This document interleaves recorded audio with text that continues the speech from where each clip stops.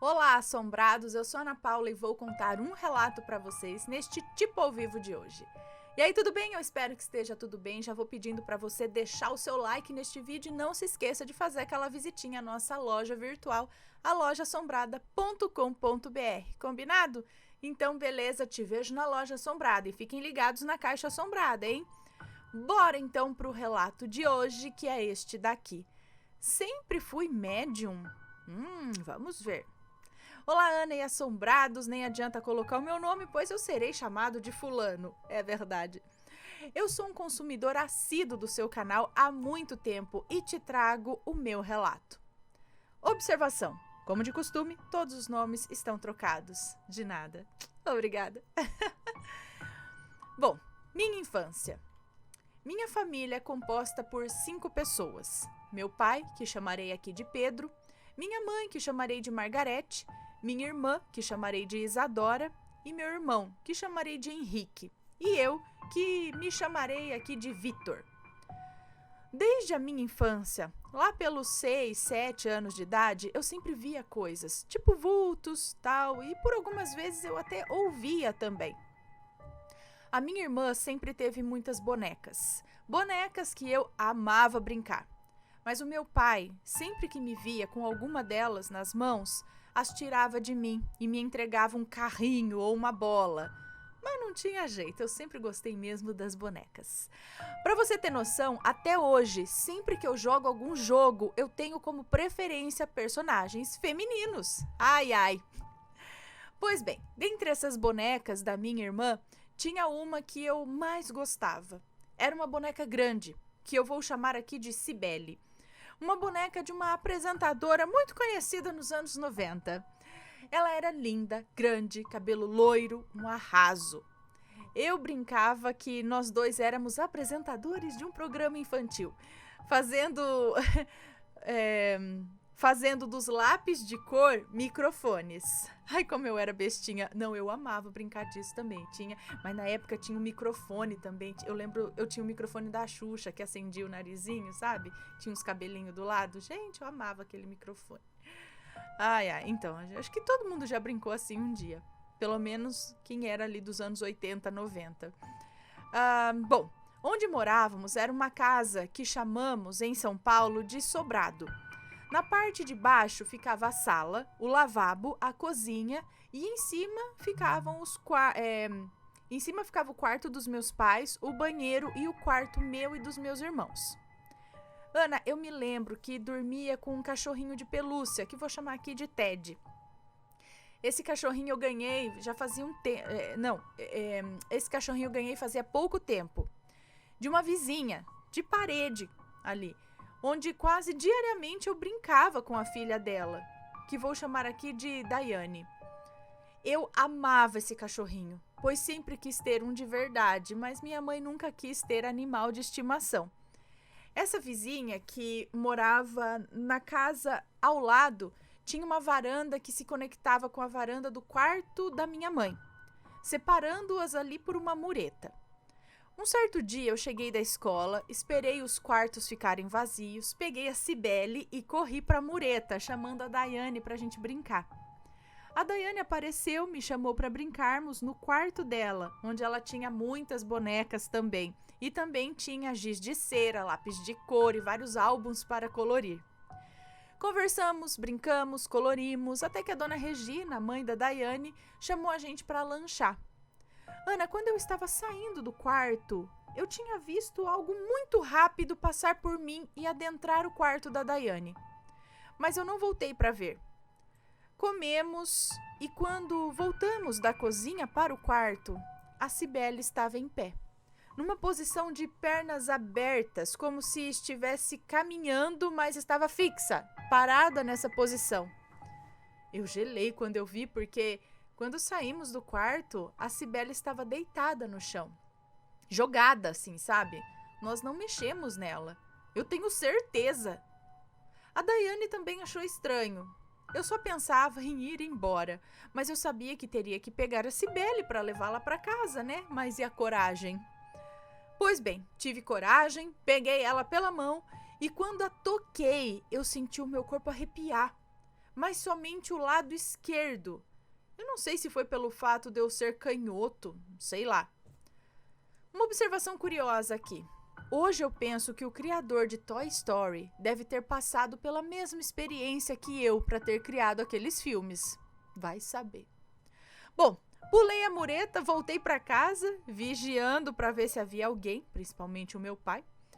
Na parte de cima da casa, vigiando para ver se não tinha alguém na parte de cima da casa, com receio de me verem com a Cibele e eu acabar tomando um sermão. Graças a Deus não tinha ninguém.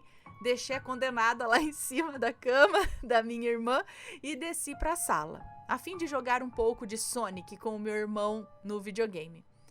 Chegou a hora de dormir e eu sentia que tinha mais alguém além dos meus irmãos no quarto, só que eu não via ninguém. Ana, eu tinha 6 anos de idade e ainda fazia xixi na cama. Eu fiz xixi na cama até os 10 anos. Mas os meus irmãos nunca fizeram xixi na cama. Só eu que sou caçula. Naquela noite, eu não consegui dormir bem. E não fui o único. O meu irmão falou que teve uma noite de sonho perturbada. E a minha irmã, talvez, mais ainda. Tanto que... Gente, deixa o disco voador passar aqui em cima de casa primeiro. Tá, pronto. O meu irmão tinha tido uma noite perturbada e a minha irmã, acredito, mais ainda. Tanto que quando acordou, a cama dela estava toda mijada. Ela tinha feito xixi. Minha mãe falou para ela tomar um banho rápido enquanto nos dava, ao meu irmão e a mim, o café da manhã e nos arrumava para a escola. Bom, fomos à escola e quando voltamos, o meu irmão tinha me chamado para brincarmos na casa, que tinha acima da casa da minha avó, que morava nos fundos, onde guardávamos coisas que raramente usávamos, o famoso quarto da bagunça que toda casa tem. Fui lá com meu irmão brincar de escolinha, mas ao entrar eu senti um frio no local, só que era um dia quente. Eu perguntei ao meu irmão se ele estava sentindo frio lá também, mas ele falou que não. Enfim, ignorei e começamos a brincar. Passou-se um tempo e eu senti tipo um fungado no pé da orelha. E após isso a gente ouviu a caixa de ferramentas do meu pai cair, fazendo um estardalhaço, ao encontrar-se com o chão, né? Na hora, a reação mais inteligente que tivemos foi: perna pra quem tem. Corremos como se não houvesse amanhã e gritamos muito, até chegarmos na nossa casa. Eu continuei correndo até encontrar minha mãe, que sempre foi assim o símbolo de refúgio para mim, refúgio e proteção. Comecei a chorar muito, de soluçar. Mal conseguia respirar de tanta aflição. A minha mãe, agoniada, me perguntava o que estava acontecendo e eu não conseguia responder, eu só chorava e soluçava. Após um tempinho, eu consegui falar e expliquei à minha mãe o ocorrido. Ela me deixou com a minha avó, mãe dela, e subiu as escadas que davam acesso à casa de cima da casa da minha avó, o quarto de bagunça onde estávamos. Já subiu orando, pois ela é evangélica até hoje. Passou-se um tempo e ela voltou dizendo que estava tudo bem, que poderia ter sido algum rato ou algum gato que acabou passando por perto da caixa e derrubando ela. Só que, Ana, eu não era bobo. Eu me lembro que a caixa de ferramentas do meu pai é pesada pra caramba. Ela não estava na ponta, pois o meu pai sempre foi muito cuidadoso, tendo receio de que nos machucássemos caso ele deixasse a caixa próxima à beirada e de fácil acesso. Enfim, almoçamos, brincamos em casa mesmo, com videogame e fomos dormir. Na hora de deitar, eu sempre dormia abraçadinho ao Ted. Só que naquele dia o Ted estava frio. Por mais que eu colocasse embaixo das cobertas, a pelúcia não aquecia de jeito nenhum. Dormi e sonhei com ele, com o Ted, o ursinho. No sonho, ele me dizia que eu deveria brincar mais com a Cibele, que ela estava sentindo falta de mim, que éramos os apresentadores do programa e que se eu não brincasse mais com ela, eu ia ver só.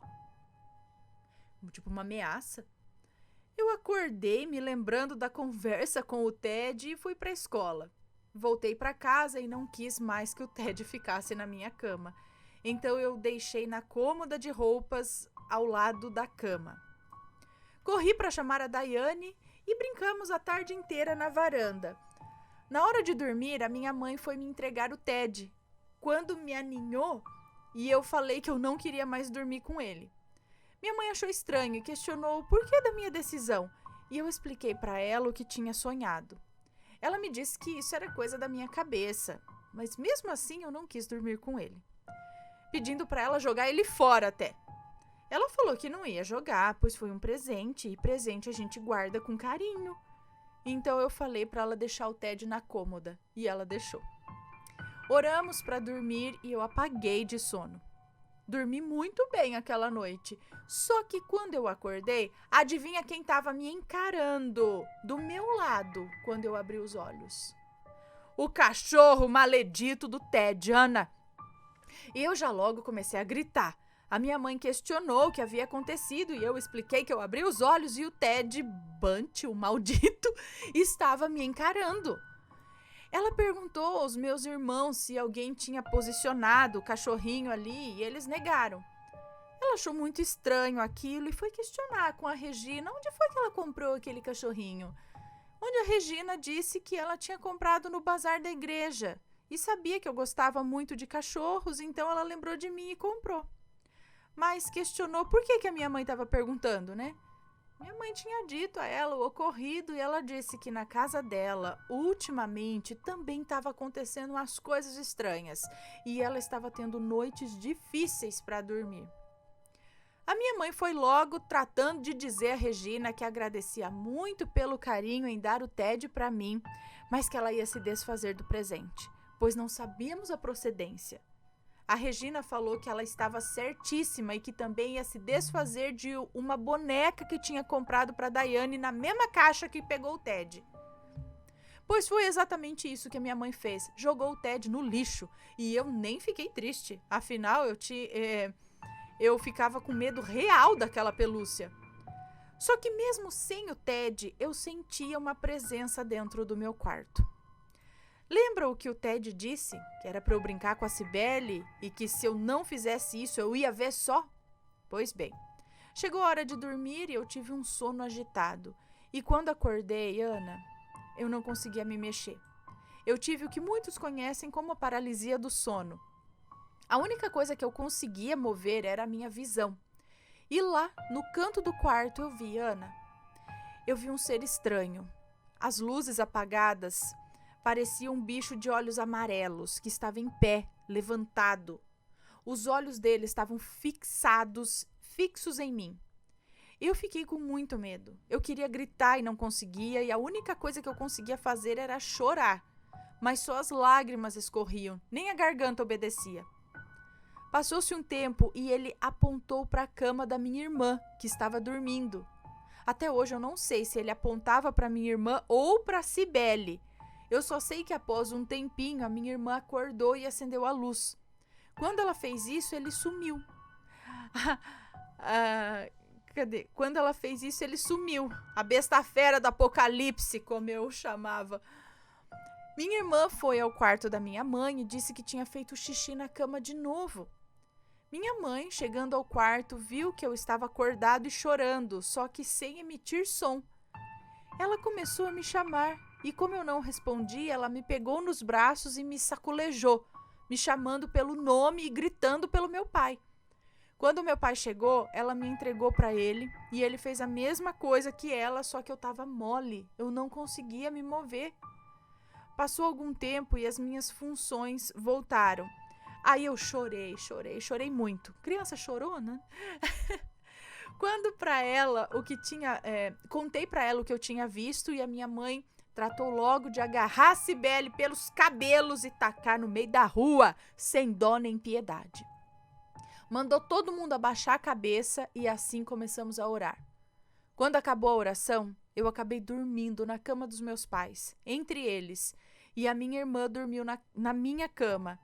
Eu fiquei com medo dela fazer xixi na minha cama também, porque uma coisa é você deitar no seu xixi seco do sol, outra coisa é deitar no xixi alheio, né? É verdade.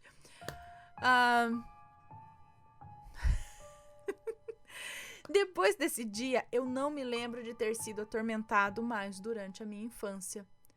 Gente, então será que isso veio mesmo com a boneca? Mas peraí, gente, o relato só está na metade. Vamos continuar. Fase adulta agora. Ana, eu cresci, já estava com os meus 17, 18 anos quando eu comecei a ouvir vozes, sempre antes de dormir.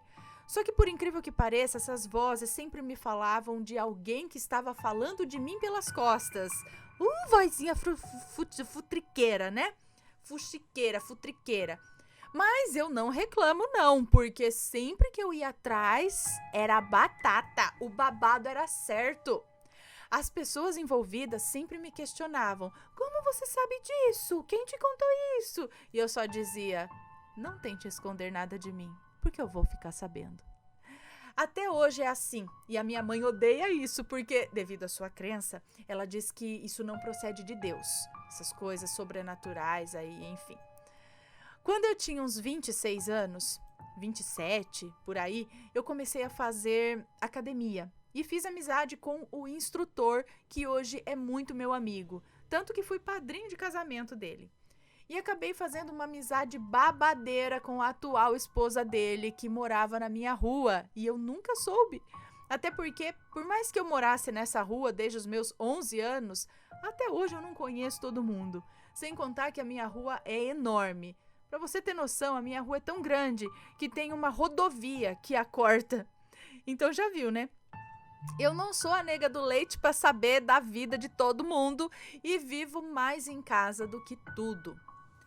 Em frente à casa dessa minha amiga, que chamarei aqui de Cláudia, tem um salão de cabeleireiros, onde a dona, que vou chamar de Luísa, soube que estava grávida e estava muito feliz, pois há tempos tentava ter o segundo filho e não conseguia.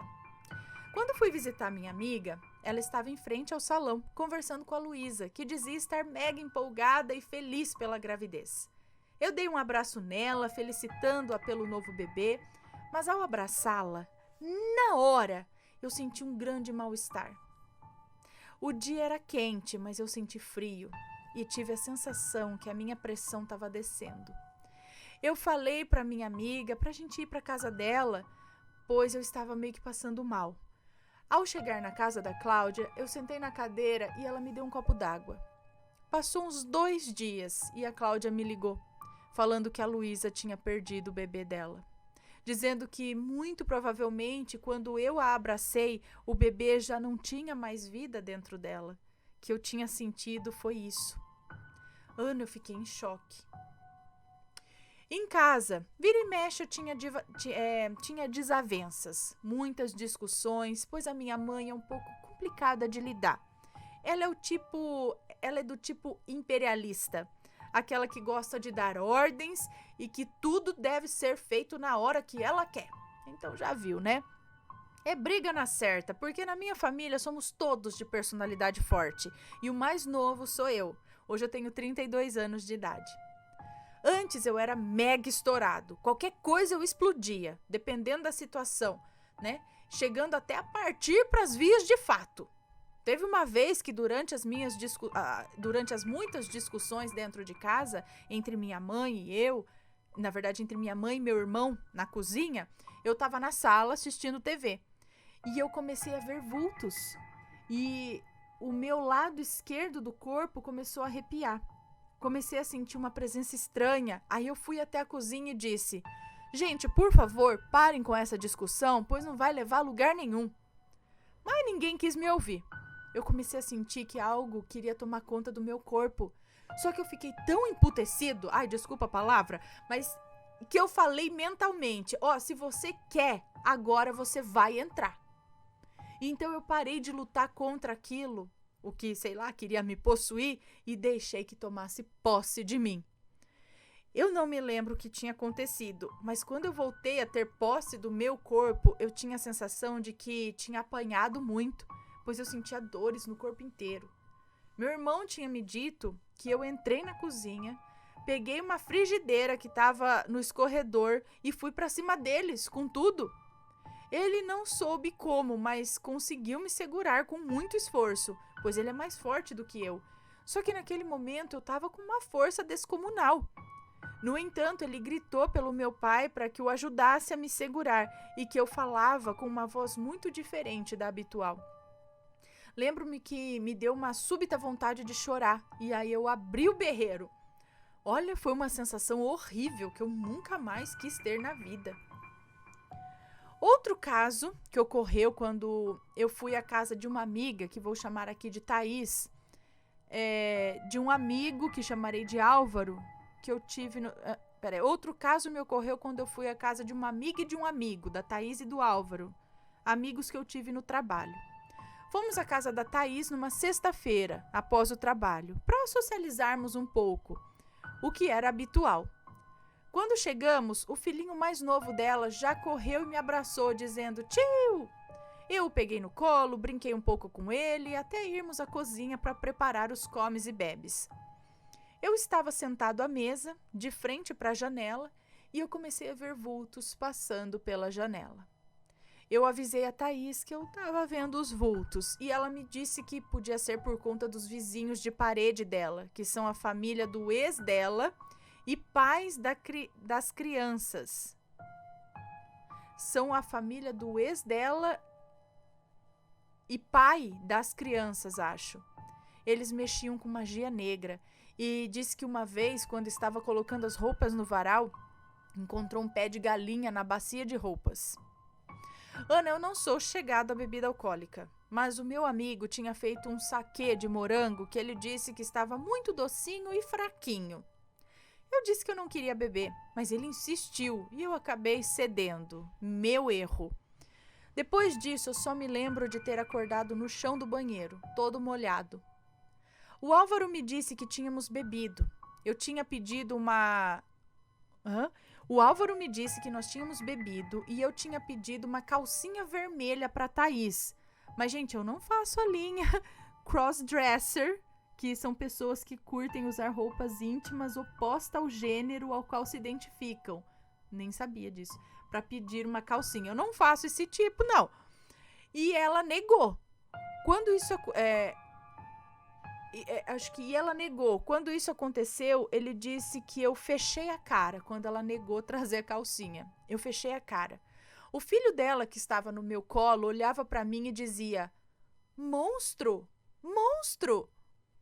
Foi o tempo de eu levantar com o filho dela no colo, ela vir para pegar ele do meu colo e eu comecei a enforcá-la com uma mão, enquanto no outro braço segurava a criança. O Álvaro teve a rapidez de tirar a criança do meu colo e soltar minha mão do pescoço dela. Olha o perigo, Ana. Nesse meio tempo, a Thaís passou a mão nas crianças, subiu as escadas e correu para o seu quarto, trancando a porta. Eu consegui me soltar do Álvaro, subi as escadas de 4, numa velocidade absurda, e comecei a esmurrar a porta, exigindo que ela abrisse. Durante esse processo, o Álvaro me deu um empurrão, onde eu caí no banheiro que ficava do lado do quarto.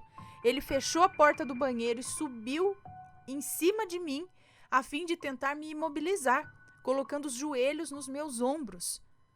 O Álvaro disse que tentou segurar os meus braços e eu disse: "Você quer medir forças comigo? Pois agora é a minha vez." Após isso, eu segurei os ombros dele e comecei a apertar com uma força, mas tanta força que ele me disse que parecia que eu ia quebrar os ossos dos ombros dele. Só que eu achei estranho, Ana, porque eu sou pele e osso, sem recheio. Eu não tenho muita força. Quando ele sentiu que não estava mais aguentando, ele disse que fechou os olhos e começou a orar para Deus, pedindo para Deus ajudá-lo a expulsar aquilo que estava em mim. Ele disse que aos poucos eu fui perdendo as forças e ficando meio sonolento, abrindo e fechando os olhos como se eles estivessem pesados, até que por fim eu voltei ao meu corpo. Quando voltei e senti as dores, eu já tinha entendido tudo o que tinha acontecido. Comecei a chorar, chamei pela Thaís e pedi desculpas a ela.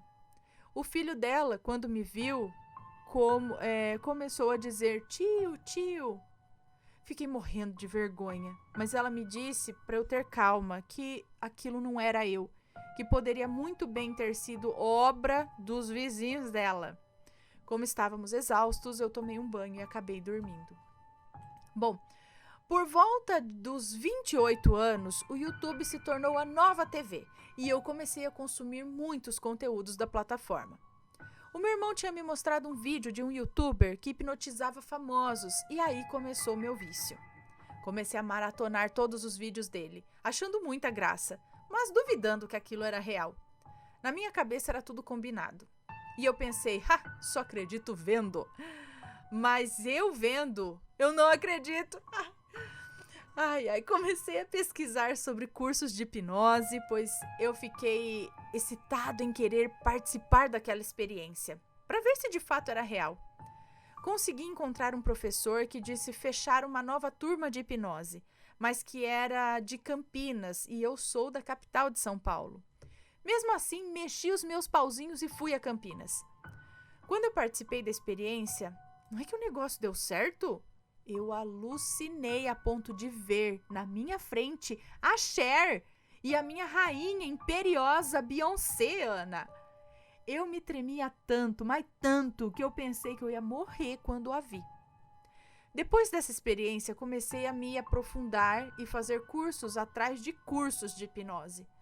Em um desses cursos, eu me lembro que o instrutor quis resolver um sentimento muito forte que eu tinha, e bastante negativo também, o sentimento de vingança. Para você entender, quando eu estava no ensino médio, eu tinha uma amiga, tipo a best das bestes. Eu considerava como a minha irmã nascida em outra barriga, que era muito linda mesmo, cotada até como a mais linda do ensino médio. Essa minha amiga namorou um cara que era vida errada, sabe? Envolvido com coisas ruins e pesadas até. Depois de um tempo, ela acabou terminando com esse cara e o cara não aceitou o término. Tanto que um dia, quando estávamos na saída da escola, ele apareceu lá e com 3 tiros tirou a vida da minha amiga. Eu a segurava nos meus braços, vendo-a partir. Graças a isso, eu tinha posto na minha mente e no meu coração que eu me vingaria, que eu vingaria a morte dela, por mais que eu fosse para a cadeia, mas eu ia satisfeito. Bom, voltando à sessão de regressão hipnótica, o instrutor foi me tratar, ressignificando esse episódio infeliz. Mas quando ele começou a sessão, Ana do céu, enquanto eu estava em transe, algo tomou conta de mim e disse para ele não interferir, pois esse sentimento o alimentava. O instrutor teimou em dar continuidade e o que estava dentro de mim segurou com a minha mão o braço dele, do instrutor, com força, dizendo para ele parar. Nessa hora eu me lembro que eu acordei e vi que o meu instrutor estava de cabeça baixa e começou a chorar muito. A gente chamava por ele, mas ele não respondia. Eu fiquei desesperado. A única reação que eu tive foi baixar a cabeça e orar para Deus para me ajudar e ajudar o meu instrutor para que cuidasse dele. Depois disso, aos poucos, o meu instrutor foi voltando e decidimos encerrar o dia de curso. Eu fui pro hotel, tomei um banho, ainda sentindo aquela dor da surra devido a algo ter tomado meu corpo. Deitei na cama e orei a Deus, pedindo muito que Ele não deixasse nunca mais que eu perdesse o controle do meu corpo, que eu não queria mais passar por aquilo. E aí eu dormi. Quando dormi, eu sonhei que eu falava com Deus e Ele dizia que nunca mais eu perderia a posse do meu corpo se eu não permitisse. Desde então, isso nunca mais me ocorreu. Graças a Deus. Eu liguei para o meu instrutor, expliquei para ele sobre o sonho e disse que eu queria sim me livrar daquele sentimento ruim. Já iniciamos no outro dia de curso com o meu tratamento para expurgar aquilo de mim e foi bem sucedido. Até hoje eu não tenho mais aquele sentimento de ira e de vingança com as próprias mãos, sabe? Que me assolava quando eu me lembrava e eu falava desse ocorrido trágico. Acredito que o tempo é a melhor solução e o que fazemos aqui, cedo ou tarde, pagaremos. Então eu deixo nas mãos de Deus a resolução. Hoje eu tenho 32 anos, me considero uma pessoa feliz e bem mais calma. Mas eu não sou besta também.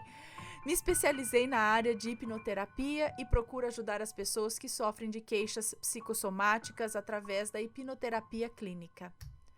Olha que legal! Obrigado a todos que tiveram paciência em ouvir esse relato. Hoje eu me sinto parte dessa família assombrada que eu tanto amo. Obrigado, Ana e Matheus, por nos darem a oportunidade de compartilhar um pouco das nossas histórias com vocês e com os seus ouvintes assíduos. Vocês são incríveis. Muito obrigada, e tem uma parte aqui agora que é só pra mim, que eu vou ler. Muito obrigada, um beijo pra você. Gente, quanta coisa! Sim, com certeza ele é médium, né? De incorporação também. E vê, ouve. E, gente, esses bonecos. A boneca, o urso e essas entidades, sei lá o que, espírito entrando nele. Meu Deus, parece coisa de filme, né? É uma coisa assim, que eu leio aqui, eu vejo em filme, então é meio que distante. A gente sabe dessas histórias, mas como será presenciar isso, tá no meio disso, né? Isso eu não sei, não posso dizer pra vocês. Mas espero que tenham gostado do relato. Um grande beijo e a gente se vê no próximo relato. Fui!